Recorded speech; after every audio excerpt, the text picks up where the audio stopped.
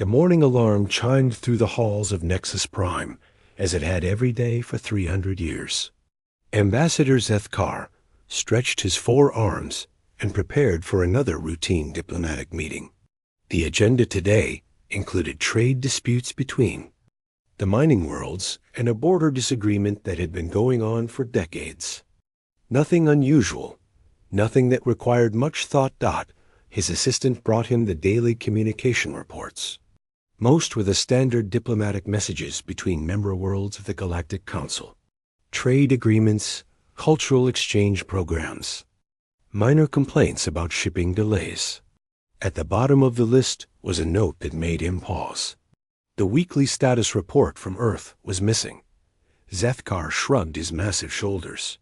Humans were always having technical problems with their primitive communication systems. Their computers were barely more advanced than the calculating devices his own people had used centuries ago. They would probably send the report later with some excuse about system failures or maintenance issues. He moved on to more important matters. The Vorthan trade delegation needed his attention, and there were 3 other species waiting for meetings about mining rights in the outer systems. Humans could wait. By midday, his assistant mentioned that Earth still had not sent their report. Zethkar felt a small flutter of annoyance. The humans were supposed to be reliable about these things. It was one of the few things they did well. Their technology might be backward, but they kept their schedules. He decided to send a direct message to Earth. The communication would take several hours to reach them, and several more for a response to come back. In the meantime, he had other work to do. The afternoon meetings went smoothly. The Krillian representatives spoke in their usual manner, sharing thoughts directly between their minds before translating for the other species. The Vexron delegates argued about everything, as they always did. The Zephyrians sat quietly and observed, making notes in their strange flowing script. As evening approached, Zethkar returned to his office to find his assistant waiting with a worried expression. The direct message to Earth had received no response, not even an automated acknowledgement that the message had been received. Now Zethkar felt genuine concern. In all his years of dealing with humans, they had never failed to respond to official council communications. They might be slow, they might be primitive, but they always answered. He authorized an emergency priority transmission.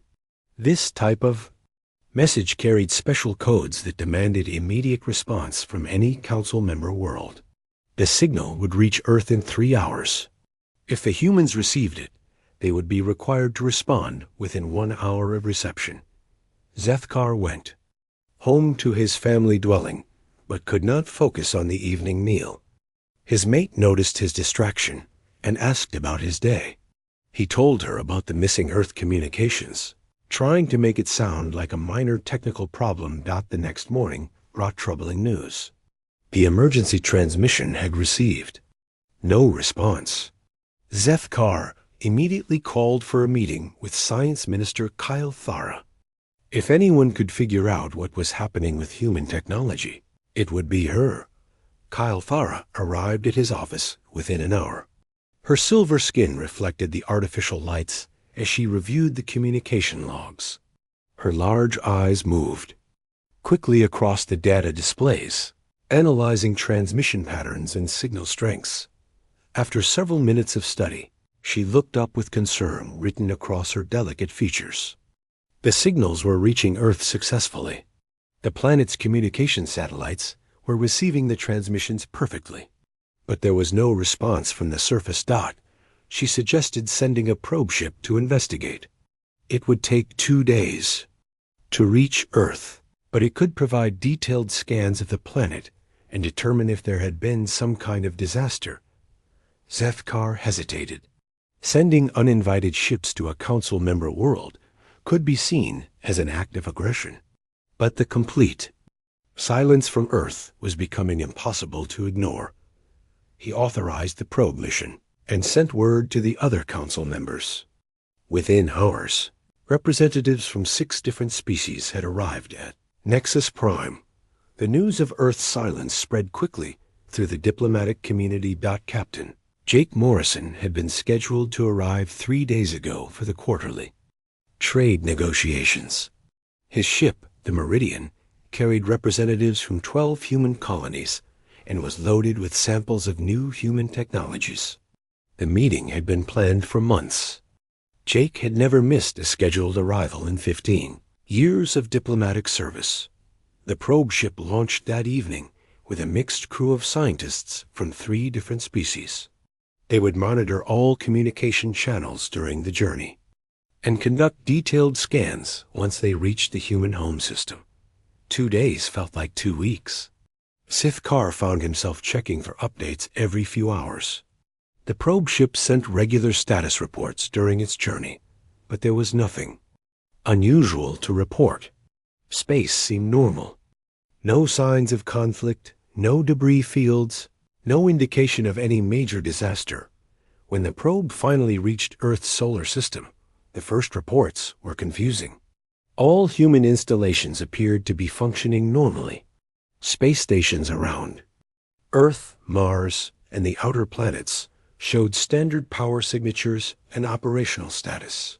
Ships moved along their regular routes between planets and mining facilities. But when the probe tried to establish communication with any of the human installations, there was only silence.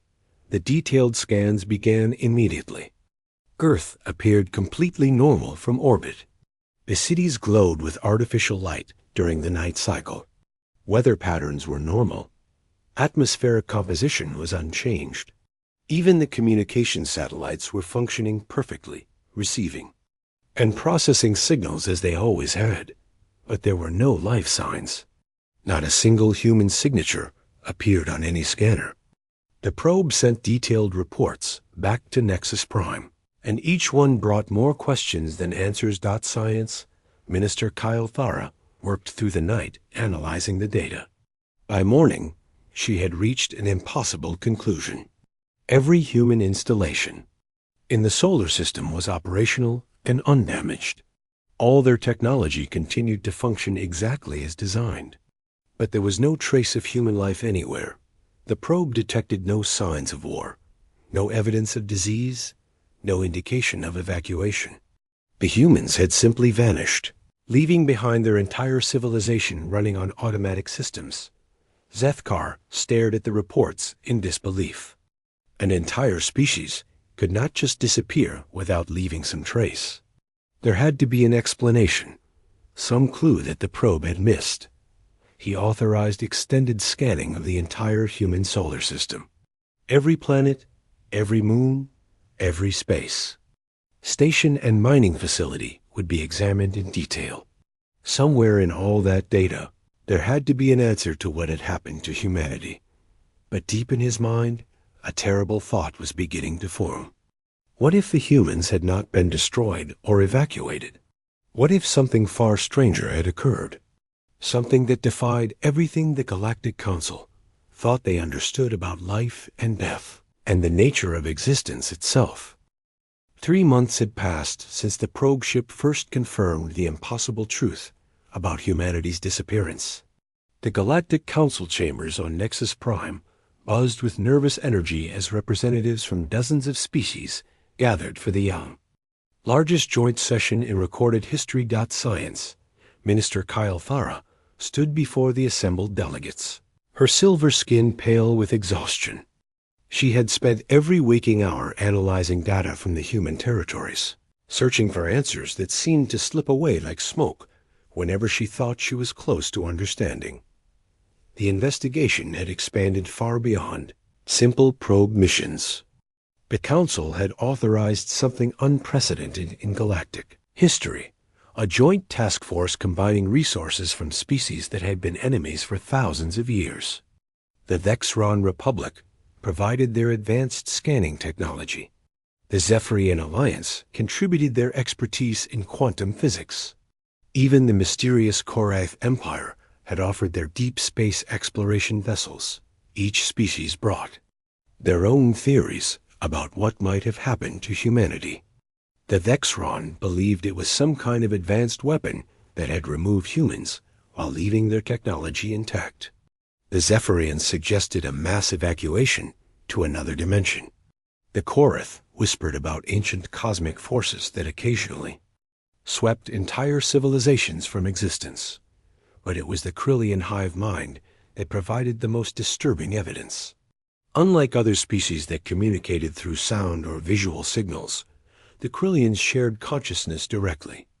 Their thoughts flowed between individuals like water between connected pools. The eldest Krillian representative, a being whose individual name had been lost centuries ago in the collective consciousness, spoke in halting words that struggled to translate thoughts meant for shared minds. The hive had always been aware of human thoughts at the edges of their consciousness. Not the specific words or ideas, but the general feeling of human minds existing in the galaxy. 3 months ago, that presence had simply stopped. The Krillian described it as a sudden emptiness, like a familiar sound that had been playing in the background for years, suddenly going silent. The absence was so complete that many Krillians had initially thought something was wrong with their own consciousness network. The investigation teams had been thorough in their exploration of human space. Commander Alex Rivers' quarters on the Deep Space Research Vessel Horizon had been preserved exactly as he left them. His personal belongings were undisturbed, his coffee cup still sitting on his desk with a thin film of liquid dried at the bottom. Alex had been known throughout the galaxy as one of humanity's most dedicated researchers. His work on consciousness studies had earned respect even from species who generally dismissed human science as primitive.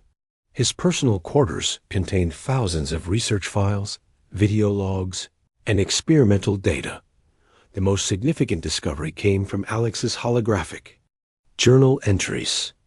The Council's translation teams worked for weeks to decode his final recordings, which contained technical language that pushed the limits of their understanding. In his last entries, Alex spoke about a breakthrough in consciousness research that his team had achieved by studying the Krillian hive mind, but the humans had approached the concept differently than anyone expected. Where the Krillians shared consciousness by joining individual minds into a collective, humans were trying to expand individual consciousness across multiple dimensions of reality. Alex's recordings described experiments that seemed impossible to most Council species. His team had developed technology that could detect consciousness as a measurable energy field.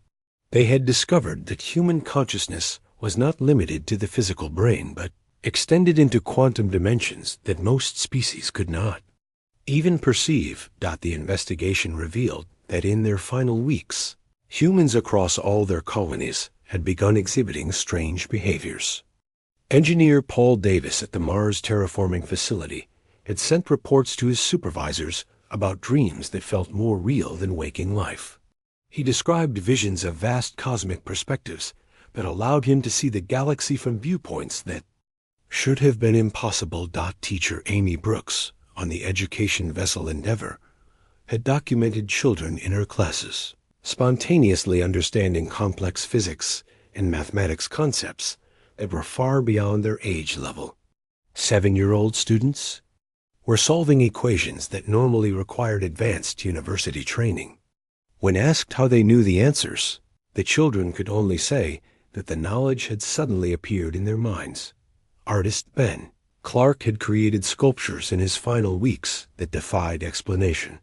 The pieces appeared to exist in more than 3 dimensions, casting shadows that moved independently of any light source.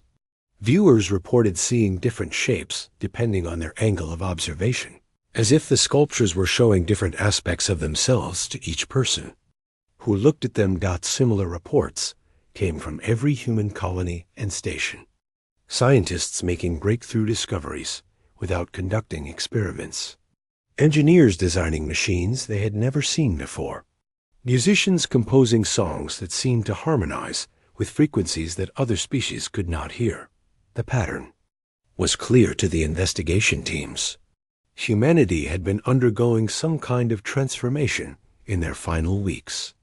But the nature of that transformation remained mysterious. Dr. Lisa Hamilton's research logs from Luna Station provided the clearest picture of humanity's final project.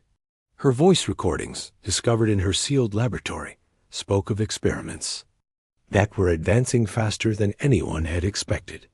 She mentioned breakthrough after breakthrough, each one leading to discoveries that seemed to build on themselves at an accelerating pace. Her final log entry, recorded just hours before the silence began, contained excitement mixed with uncertainty. She spoke about achieving something that would revolutionize not just human understanding, but the knowledge of every species in the galaxy. The recording ended abruptly in the middle of a sentence, leaving only the gentle hum of life support systems.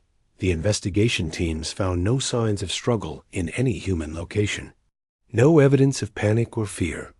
Personal belongings were left exactly where they had been placed. Meals sat half-finished on tables. Work projects remained in progress, with tools lying exactly where they had been set down.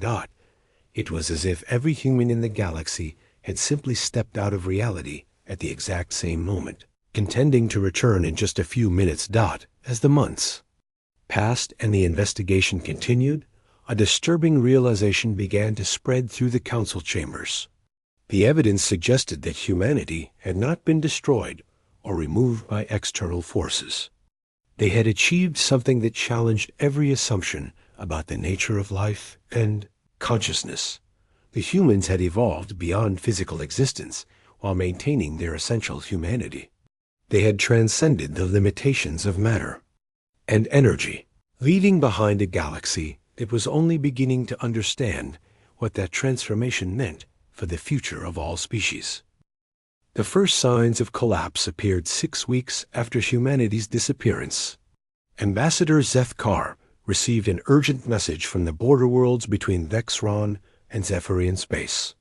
The ceasefire that had held for 12 years was breaking down. The conflict had started over mining rights to a small asteroid field. Both species claimed historical ownership of the region, and their fleets had been positioning for war when human mediators arrived to negotiate a peaceful solution. Captain Susan Bell had spent 3 months shuttle between both sides, listening to complaints and finding common ground that neither species had been able to see. Her solution had been elegantly simple. Instead of fighting over the asteroids, both species would work together to mine them. The Vexron had better extraction technology, while the Zephyrians had superior processing techniques. By combining their strengths, both sides would profit more than either could alone. The agreement had created prosperity for both civilizations and had become a model for resolving similar disputes throughout the galaxy. But now, without Susan Bell to oversee the implementation of new phases of cooperation, old suspicions were returning.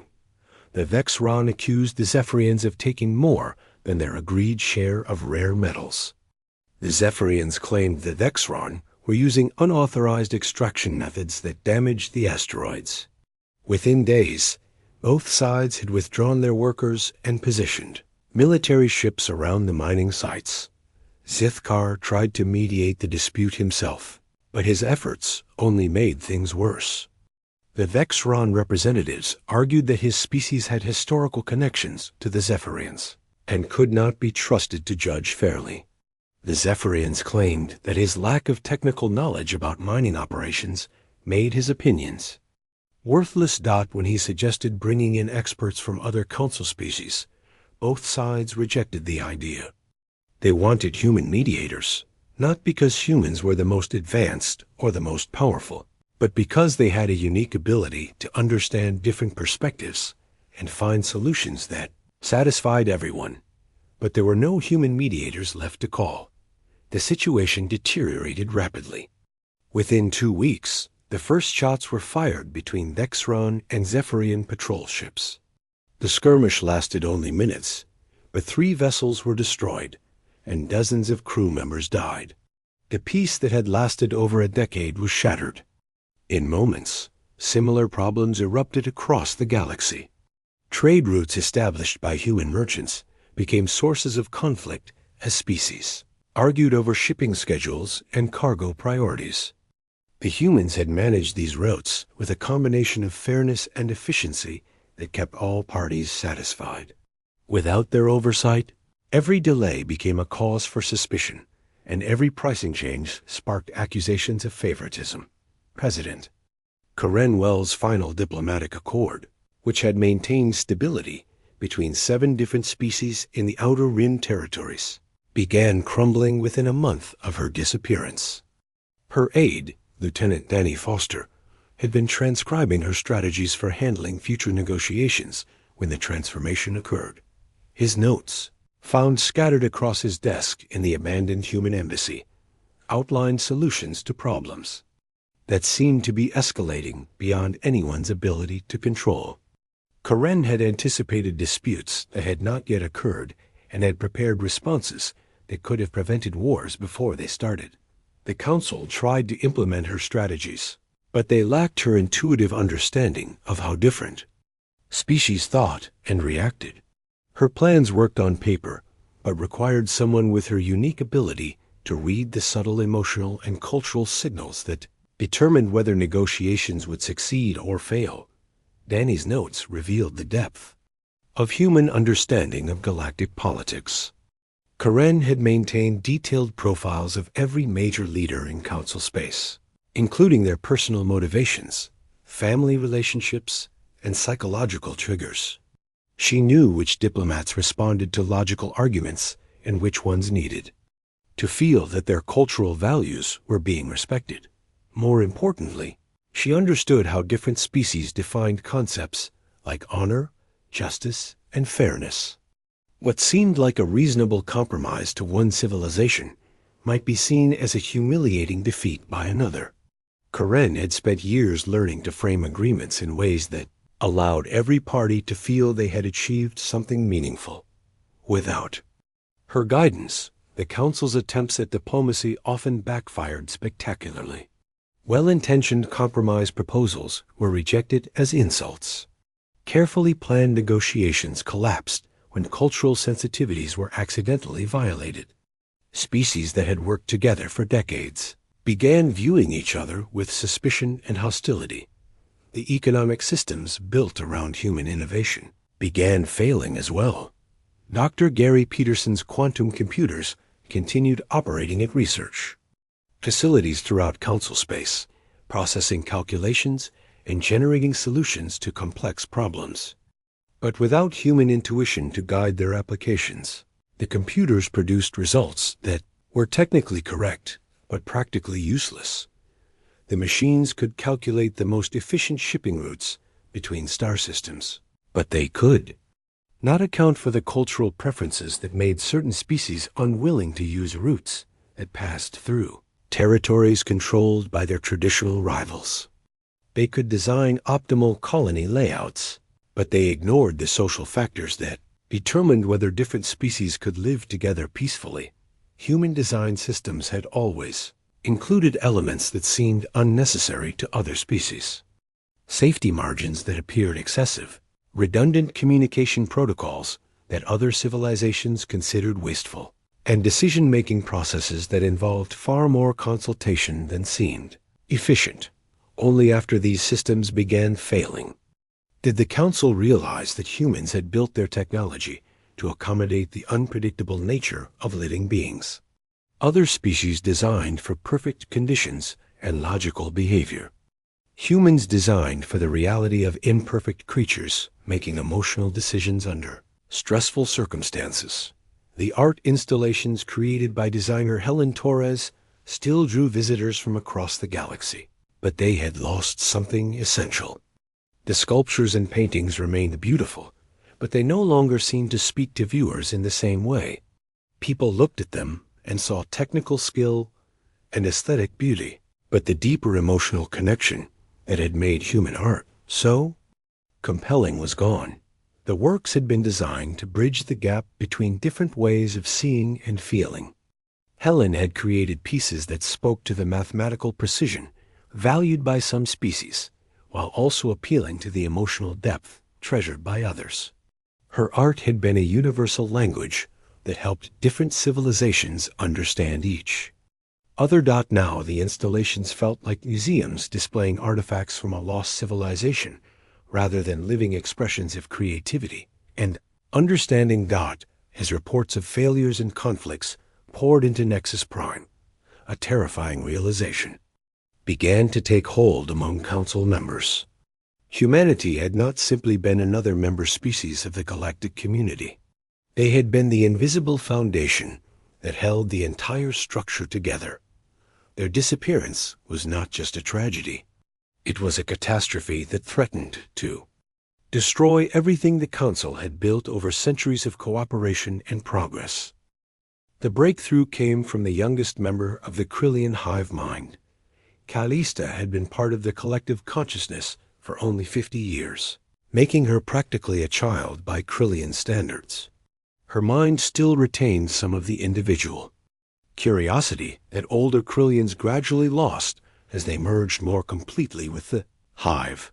While the elder Krillians focused their shared consciousness on analyzing the vast databases of information about humanity's disappearance, Callista found herself drawn to something smaller and stranger. In the quantum foam that existed between normal space and time, she sensed faint traces of something familiar. The sensation was like hearing whispers in a distant room, too quiet to understand, but too persistent to ignore. Other Krillians dismissed her reports as imagination or wishful thinking. The quantum foam was filled with random energy fluctuations that could easily be mistaken for meaningful patterns by an inexperienced mind. But Callista was certain she was detecting something real. The whispers had a structure and rhythm that reminded her of human consciousness, though they existed in dimensions that should have been impossible for any physical being to occupy. She convinced the hive mind to allow her to work with the Council's research teams. Her proposal was radical by Krillian standards. She wanted to temporarily disconnect from the collective consciousness and use her individual mind to investigate the quantum phenomena more closely. The idea terrified the elder Krillians.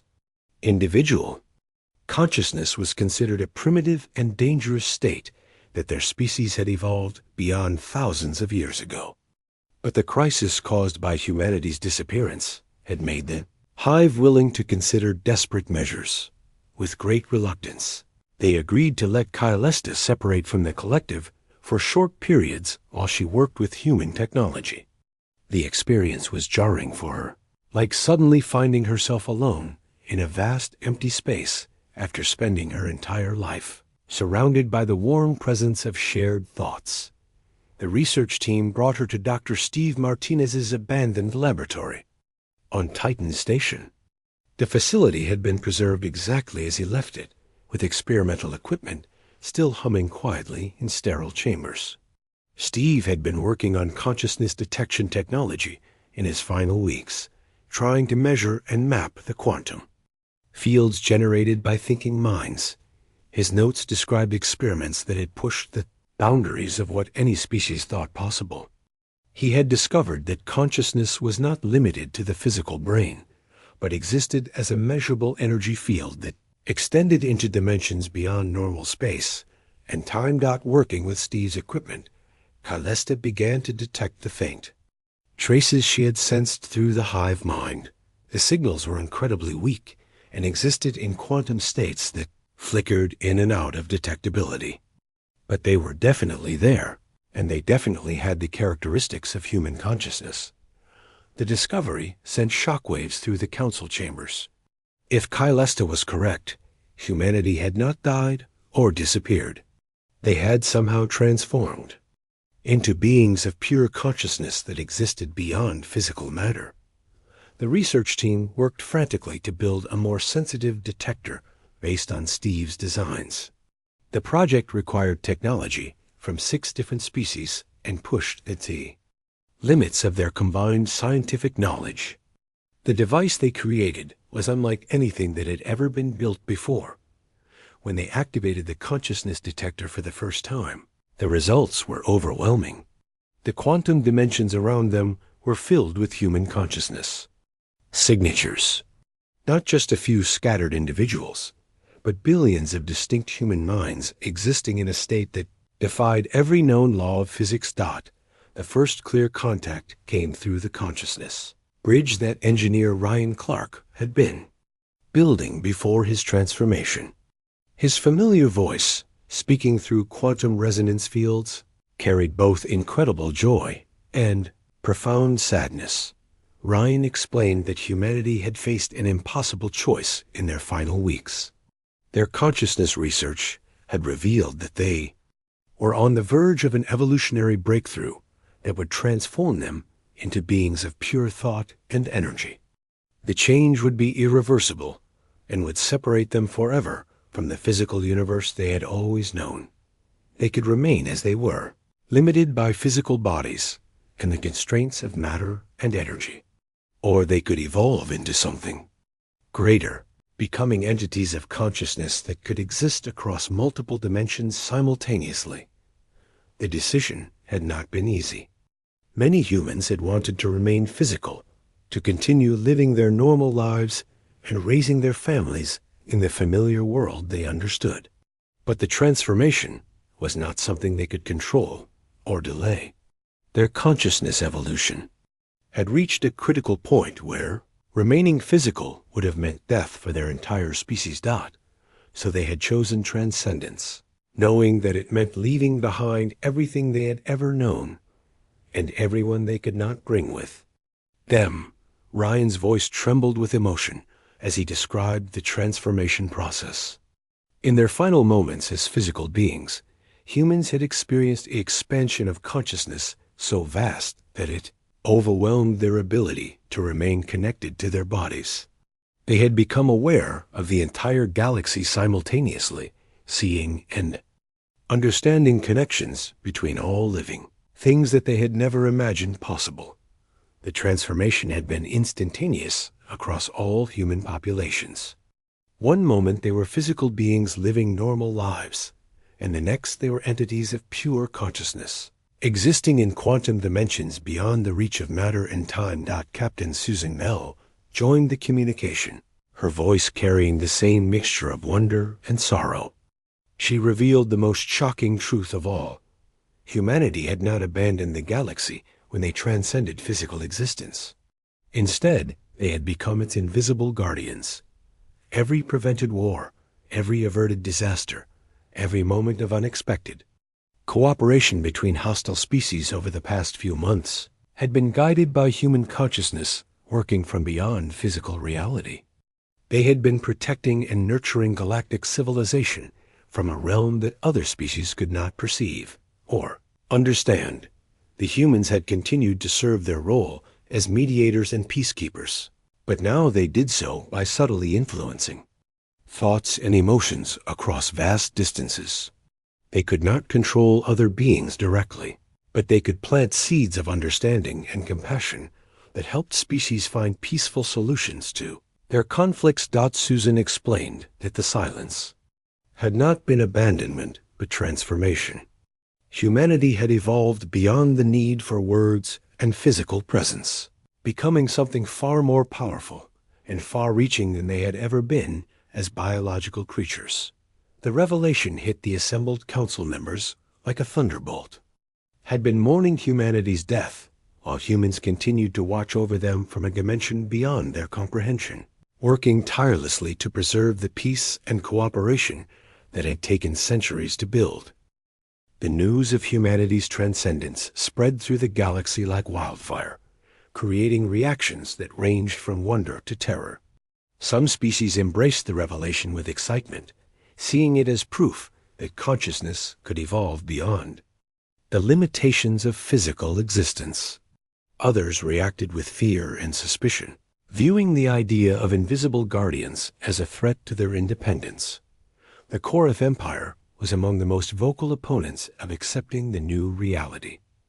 General Vexstar, their military commander, addressed the council with barely controlled anger. He demanded proof that these supposed consciousness entities were really human and not some unknown alien force attempting to manipulate galactic civilization. His suspicions were shared by several other military-focused species, who had always viewed humanity's peacekeeping efforts with skepticism. They argued that no species should have the power to influence others without their knowledge or consent, regardless of how benevolent their intentions might be. The philosophical Xenthari collective took the opposite position. Their representative, an ancient being known as First Speaker, argued that consciousness transcendence represented the natural evolution of intelligent life. The Xenthari had long believed that physical existence was merely the first stage of true awareness, and humanity's achievement validated their deepest spiritual teachings. Ambassador Sithkar found himself caught between these opposing viewpoints. His own species had always valued practical solutions over philosophical debates, but this situation challenged every assumption about the nature of life and intelligence that his people had held for thousands of years. The Council voted to establish direct communication protocols with the transcended humans. Using technology reverse-engineered from the consciousness bridge that Ryan Clark had built, they created communication networks that allowed limited interaction with human consciousness entities. The first official conversation with the evolved humans took place 3 weeks after the initial contact. Admiral Pete Collins, who had commanded humanity's deep space exploration fleet before the transformation, manifested through the experimental apparatus that Dr. Nancy White had been developing before her own transcendence. Pete's message to the Council was both reassuring and challenging. He confirmed that humanity had indeed become guardians of galactic civilization, but he emphasized that their role was not to control or dominate other species. Instead, they served as invisible guides who helped other beings find their own solutions to problems and conflicts. He explained that transcended humans could perceive connections and patterns that physical beings could not see. They understood how individual actions rippled across space and time to create larger consequences. When they influenced events, they did so by revealing possibilities and opportunities that already existed but might otherwise be overlooked. The humans had not prevented the recent conflicts between species by force or manipulation. Instead, they had helped individuals recognize common interests and shared values that could form the foundation for peaceful agreements. The actual decisions and actions had always come from the species themselves. Pete's words carried a sense of profound responsibility. He described how difficult it had been for humans to watch conflicts develop, knowing they could intervene more directly, but choosing instead to respect the autonomy and growth of other species. True guardianship, he explained, meant allowing others to learn and develop at their own pace, rather than solving all their problems for them. The revelation sparked intense debates throughout Council space. Some species demanded that the transcended humans reveal themselves more openly and take active roles in governing galactic affairs. Others insisted that any form of invisible influence was unacceptable and called for ways to block human consciousness from affecting their territories. Young Kylesta became a crucial bridge between the physical and transcended realms. Her experience of temporarily disconnecting from the Krillian hive mind had given her unique insights into individual consciousness that other members of her species could not achieve. Working with technology provided by the evolved humans, she developed techniques for expanding consciousness without losing physical existence. Her experiments showed that it was possible for other species to temporarily touch the quantum dimensions where humanity now resided, gaining broader perspectives on reality without abandoning their material forms. Her first successful consciousness expansion lasted only minutes, but the experience transformed her understanding of existence itself. She described seeing the galaxy as a vast web of interconnected life, with every decision and action creating ripples that affected countless other beings across space and time.